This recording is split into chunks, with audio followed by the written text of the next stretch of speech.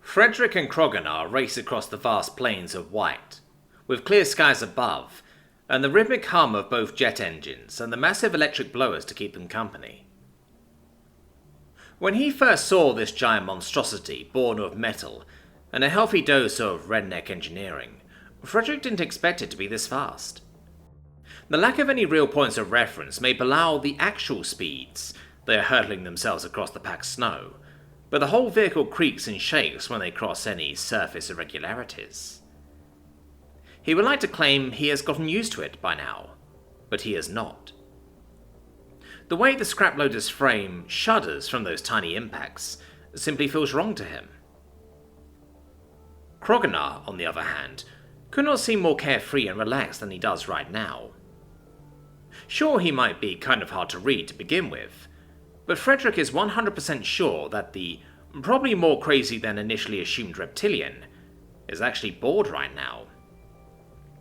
So, what is plan when we arrive? Frederick speaks up, trying to distract himself from his queasiness. Kroganar keeps looking ahead, smart enough or simply not bothering to face him. Glad you mention it. I wanted to ask you for your opinion on my idea. Sure, go in front. As you probably already know, I had to spend some money to get the coordinates and the rights to that wreck. And the thing about your... what was it? Pod? Yup. Frederick nods. Your pod, then. I would like to scrap it. Okay. Frederick shrugs nonchalantly, his eyes slowly wandering back to the vast plains outside. That baffles the old reptilian. Really? He asks him, not sure if he heard him right. Yeah, not much useful for me, right? He laughs. You can have, but I want few things from inside. That sounds good to me, Kroganar rumbles contentedly. Then it's official, Frederick nods, holding out his right hand. Still focused on driving, Kroganar takes a moment to notice him doing so. After spotting it, he glances back and forth between the way ahead and the outstretched grasper. Frederick, what are you doing? He asks him, a bit perplexed.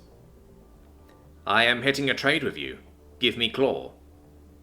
A trade? Why would you need my claw for that? I will show you. Take my hand in claw. Like that? Kroganar asks him, awkwardly reaching out next to him and taking the comparatively tiny grasper with his claw, while still keeping his eyes peeled on the horizon. Perfect, Frederick agrees, weirdly enthusiastic about the gesture, and now we shake hand.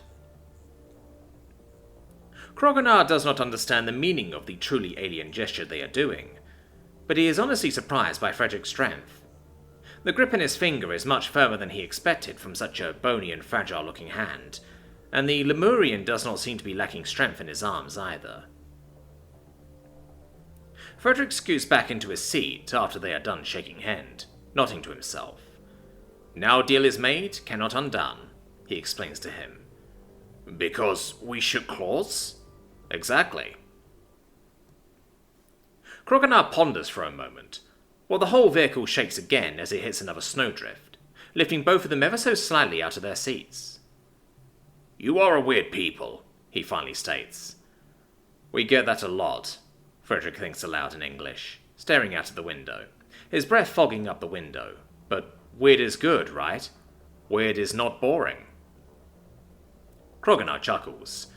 That certainly is true. It gets quiet again, both of them keeping a comfortable silence. Kroganar simply keeps following the instructions of the navigation computer, and Frederick stares out into the near endless expanses of ice and snow, a thoughtful look on his face.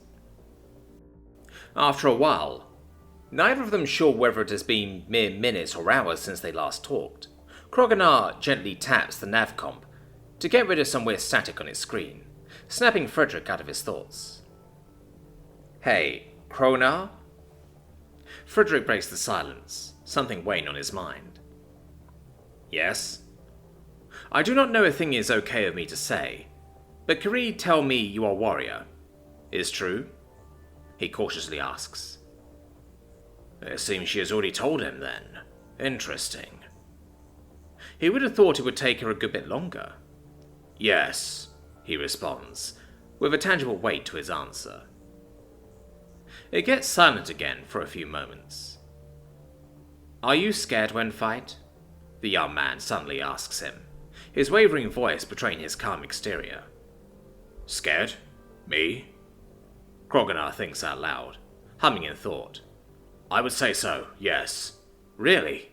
Frederick exclaims, scrambling to get up into a proper seating position, as he turns to the old man.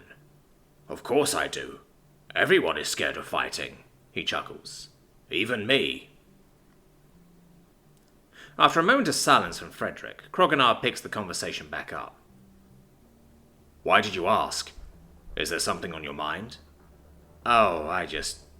you know. The old warrior grins slyly, momentarily closing his eyes. Knowingly. This is about your time out in the Beastlands, is it not? Yeah. Frederick replies in a whisper. Sorry, I did not hear that. What? Kroganar lies. Yeah. Frederick repeats himself, this time loud and clearly. I see. Kroganar nods sagely. And you think that is a bad thing, yes? Is not? I would not say so, no. Why?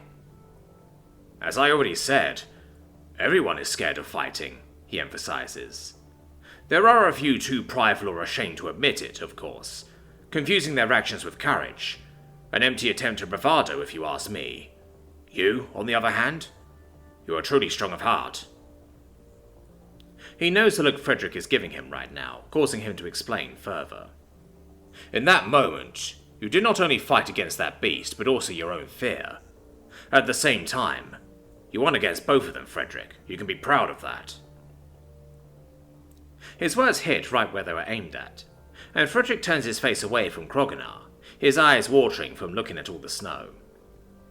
Thank you very lot, he thanks him sincerely, after a moment of silence.